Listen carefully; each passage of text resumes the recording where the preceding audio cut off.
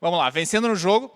A ideia aqui é falar sobre ser pro player e ser desenvolvedor de games. Mas, como o Rafael acabou de dar uma palestra há uma meia horinha atrás sobre desenvolvimento de games, então eu recomendo também que vocês voltem no YouTube, caso você esteja assistindo, e assistam a palestra dele, que também está muito interessante. A ideia aqui é, vencendo no jogo, a gente tem em cima o pro player e o desenvolvedor de games. Quais são as semelhanças, quais são as diferenças e o que a gente pode aprender com esses dois mercados. Mas o que importa é ter sucesso em ambos os casos, tanto como desenvolvedor, quanto, e eu sei que é o que você quer, que é poder jogar e estar numa final como o Forlan acabou de passar para Expo Bento Digital. Ganhar milhões nesse mercado incrível, que é o sonho de todo jogador hoje em dia. A gente sabe que existem vários campeonatos acontecendo no mundo inteiro, existem jogadores que têm milhões em premiação, mas, ao mesmo tempo, é importante entender que isso não é para todos e a gente tem que traçar uma meta e um modelo de galgar até chegar nessa grande final que o pessoal tem chegado. Obviamente, uma coisa importante para ser pro player é conseguir fazer cara de mal e cruzar os braços. Então, isso vale para o pro player, não necessariamente vale para o desenvolvedor de games, mas pode ter certeza que tem vários desenvolvedores de games que também usam essa posição. Primeiro, vou me apresentar. Eu sou Rodrigo Chips, produtor de games na Rockhead Studios. A Rockhead Studios é uma empresa de Porto Alegre, fundada em 2011. Ela é a empresa por trás da marca Starlit Adventures e todos os jogos Starlit. Se você nunca ouviu falar, nós temos o jogo Starlit Adventures, o jogo que tem mais de 15 milhões de jogadores no mundo inteiro, tanto no celular quanto nos consoles. A gente tem o jogo lançado, o Starlit Adventures, tanto para Switch, quanto para Play 4, quanto para Xbox e Apple TV. E a gente tem a felicidade de ter mais de 3 milhões de jogadores só no Play 4 e 4 milhões no geral. Além desse jogo, a gente tem também o Starlit Archery Club, que é um jogo competitivo. E é daí que a gente passa por um ponto interessante dessa palestra, que existe sempre a possibilidade da empresa criar, como desenvolvedor, também o seu nicho de pro players e campeonatos, que é o que a gente faz com o Starlit Archery Club. É um jogo PVP, assim como você jogou 1 contra 1 no FIFA, você pode fazer com o Starlit Archery Club. E, finalmente, o Starlit on Wheels, que é o nosso último lançamento para celular, que futuramente vem para os consoles, que é o nosso jogo de corrida. Se você conhece o Mario Kart, você tem a referência de que tipo de jogo a gente faz. Dito isso, eu estou no mercado de tecnologia desde 2002, para vocês me conhecerem um pouco melhor.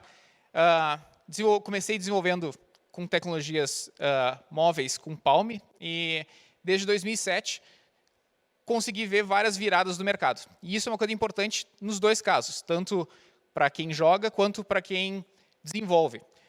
A gente iniciou, eu vi o início dos jogos 3D na internet.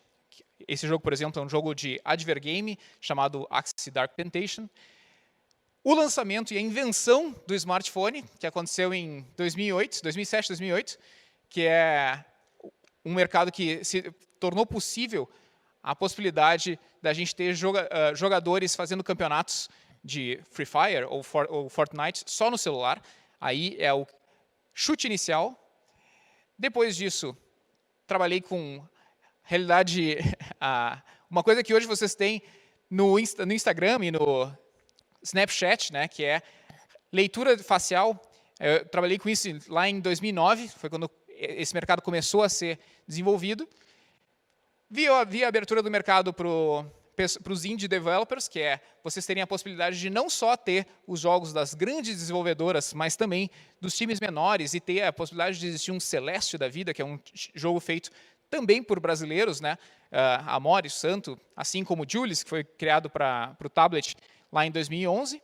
E, finalmente, a gente chega já nos anos 2000, na verdade, nessa década, em que a gente tem a possibilidade de ter um jogo como o Esportes Bento, que vocês podem jogar FIFA e pode jogar um LoL junto com a galera, podendo competir mundialmente. Felizmente, a gente tem pessoal do Brasil, a gente tem um jogador de São Paulo, tem jogador de vários lugares, mas essa é a grande vantagem que a gente chegou no momento atual.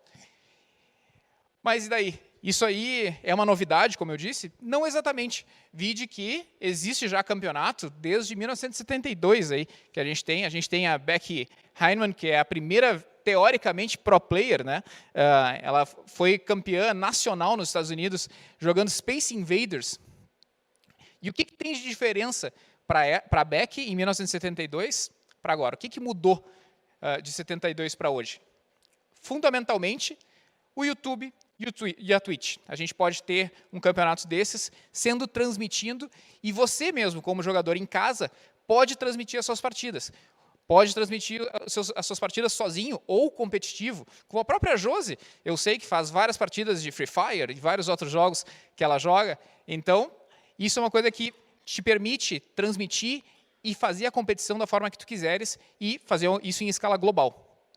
E quem notou isso foram as empresas de games, que é a parte do desenvolvimento.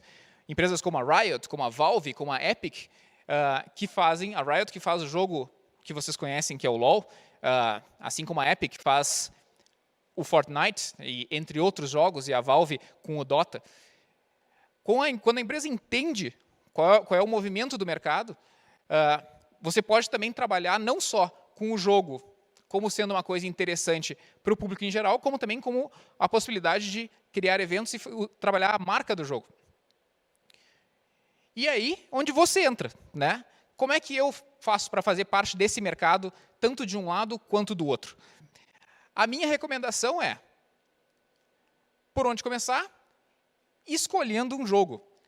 Parece uma coisa meio besta, mas isso é super importante, porque, afinal de contas, existem loops de mercado, existem jogos que acontecem em um momento específico, jogos que perduram há mais tempo. A gente tem um jogo, por exemplo, o Counter-Strike, que é um jogo que vem há quase 2 décadas já permeando o mercado e tem jogadores profissionais há muito tempo, e a gente tem jogos que aconteceram e deixaram de acontecer. O que é importante, então, nesse processo? Entender aonde está o mercado atualmente. Essa é a lista de 5 principais jogos que a gente tem, os jogos que estão na moda no momento. Essa é uma lista que é bem discutível, fique à vontade para nos comentários dizer que, na verdade, o Dota não é o mais importante, que o Fortnite é mais importante, que o Free Fire é mais relevante para você, mas, fundamentalmente, esses são 5 jogos que dão a maior premiação, né, nesse último ano, no ano de 2019, e, além deles, existem mais de 100 títulos que você pode se especializar. Aí vem os pormenores, né? Para você começar a escalonar isso, é interessante você entender onde estão os campeonatos locais do jogo que você pretende se especializar. Por exemplo, esse aqui é um campeonato local, teoricamente, baseado em Bento. Pode ter na sua cidade um campeonato, ou pelo menos na sua região. Isso é importante para que você entenda não só em que nível você está jogando, não só no online. Existe diferença entre você jogar com o delay que existe online e estar no evento com 5 mesas, ou 2 mesas, ou 7 mesas, um contra o outro. Isso tem um processo que você tem que se acostumar. É um hábito que tem que ser criado, então é importante ir nos eventos locais e testar a si mesmo. A segunda coisa é ver se existe uma liga global estruturada. Afinal de contas, não adianta você ser muito bom no jogo específico X e tu não conseguir evoluir para outros lugares. Ou então a evolução só existe de forma online. É interessante saber se existe esse processo, porque, afinal de contas, uma vez que você entende que existe uma liga global, é mais provável que, com streaming e com essa forma de jogar, você consiga ser visto por outros times, ou por clubes, ou por times que pegam jogadores profissionais e contratam eles. E ver se o jogo está no hype, que é o caso, por exemplo, que eu acabei de citar. O próprio jogo Fall Guy poderia ser um jogo competitivo, né? Afinal de contas, ele está super no hype e é um jogo que compete contra muitos jogadores, mas, obviamente, um campeonato disso não parece ser uma coisa muito viável. Então, não adianta ele estar super no hype e não necessariamente ter um mercado para ele. Ao mesmo tempo, é importante ver se tem jogos que não estão tanto no hype, que ainda assim tem ótimas premiações. O meu exemplo, de novo, é o Counter-Strike. E a minha habilidade no jogo pode migrar de jogo? Isso é uma pergunta importante a ser feita, porque, afinal de contas, de repente, você está jogando o Free Fire. E o Free Fire, por algum motivo, a empresa que desenvolve eles entende que não está dando certo, não está dando receita e tudo mais. Aquela minha habilidade específica de entendimento do jogo pode migrar para outro jogo? Isso é uma coisa importante, porque, afinal de contas, esse processo tem que ser sempre repensado. É importante lembrar que a mira é uma coisa que um pouco de treino resolve. Agora, o estudo do todo é uma coisa muito mais complexa do que só atirar no amiguinho ou fazer coisas específicas. Então, características importantes que o jogador tem que ter. Saber bater foto de braço cruzado. Não, estou brincando. Saber estudar. Pô, Chips, agora tu vai me dizer que eu não gosto de estudar no colégio, agora eu tenho que estudar aqui. Entender, e isso é uma coisa muito estranha, entender o teu processo de estudo, tanto na escola, ou na faculdade, ou em qualquer momento, como dentro do jogo, é importante. Treinar, como eu disse, uma habilidade específica do jogo, é só treino. Isso não vai te fazer um jogador profissional. O que vai te fazer um jogador profissional é entender os pormenores do jogo. Como é que eu jogo em grupo, se é necessário, ou entender de tática, como é no caso do FIFA, entender o que funciona e o que não funciona no FIFA, o que se transporta do mundo real para o virtual e o que não se transporta. Então, entender e estudar o jogo nos pormenores, isso é muito importante. E entender como é que você sabe estudar. Saber se comunicar. Mas o meu jogo, eu jogo FIFA e sou sozinho dentro de casa, não preciso comunicar com ninguém. Não importa. É importante saber transmitir informação, mesmo antes e pós-jogo.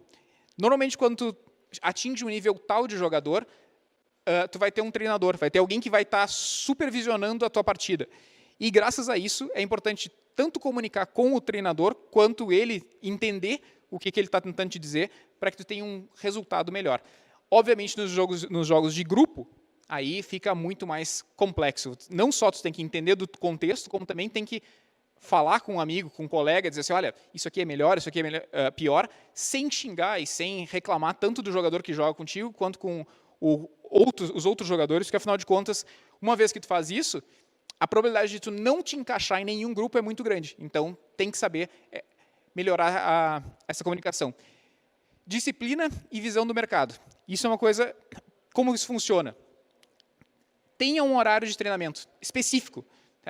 Eu treino das 3 da tarde até as 8 da noite, todos os dias. E esse é o teu horário de treino. Mas eu gosto muito de jogar, tu não está entendendo. Eu jogo o dia inteiro, eu posso acordar de manhã e ficar jogando. Não.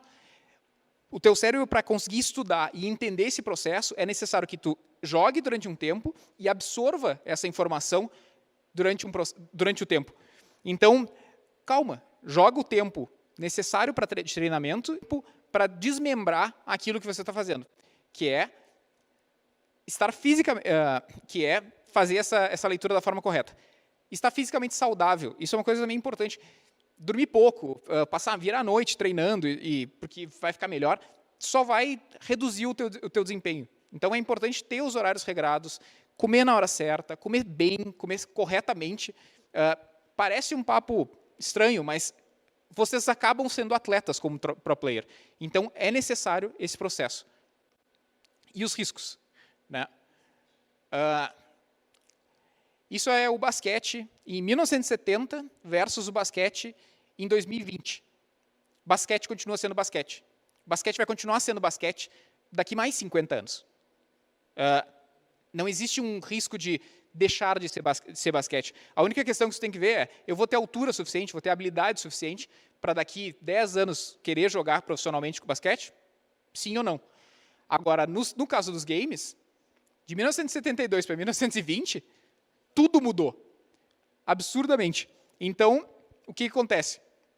É necessário entender o que vai acontecer com o mercado e quais os desdobramentos disso. Vai ficar tudo online? Vai ficar tudo presencial? Os jogos vão mudar? As habilidades? O jogo vai ser mais com realidade virtual, ou teclado e mouse, ou joystick? Importante entender esses pormenores. Então, você sempre tem o risco de, o jogo deixar de existir, que está jogando, e 2, o mercado deixar de absorver os jogadores profissionais. Então, tem um plano B, especificamente nesse caso. Ok. Como eu disse, instabilidades. No jogo, no time, o time pode te demitir, querer outra pessoa no teu lugar, com um patrocinador, por algum motivo, falou na rede social, reclamou, jogou bem, jogou mal. Tudo isso muda a forma de receita nas redes sociais, o que falou na rede social, e a fonte de receita em geral, né? Existem jogadores que fazem $200 no ano com campeonato. Inclusive, a jogadora número 1, jogadora feminina número 1 atualmente, há uns 4 anos atrás, ela fez em torno de $500 no ano. E esse último ano ela fez $57 mil. Que bom, mas é uma flutuação muito grande. Então é interessante entender que essa receita vai variar e tu tem que achar outras fontes de receita. Por fim, o passo a passo, né? Tem uma rotina de treino, só relembrando, horários fixos são importantes, tem uma rotina de competição, tenha hábitos de analisar o pós-jogo, jogou a partida, pega um caderno, anota, entende o que foi feito certo, o que foi feito errado, grava, anota, vê os acertos, faz streaming para olhar de novo. Seja comunicativo, permita-se conversar com os outros jogadores que jogam contigo, que não jogam contigo, nos campeonatos, seja eloquente, converse com as outras pessoas, e isso vale também para... Todo esse processo vale também para o dev, né? Tipo, vai no evento de desenvolvimento de games, conversa com as pessoas. Vai sempre estar aprendendo nesse processo. Tenha paciência e humildade. E, por fim, a regra do sucesso vem ao longo prazo, não do dia para a noite. Então, tenha paciência. Daqui 2, 3 anos, continue fazendo, que vai dar tudo certo. Muito obrigado. Foi um prazer estar aqui com vocês. Como a gente está online, então eu peço para vocês que perguntas, curiosidades, qualquer coisa que você queira fazer, procura por Rodrigo Chips em qualquer rede social, você vai me encontrar e a gente pode bater um papo lá e resolver isso. E agora volto para a Josi com essa grande final que eu já vou ficar aqui louco para assistir. Um abraço.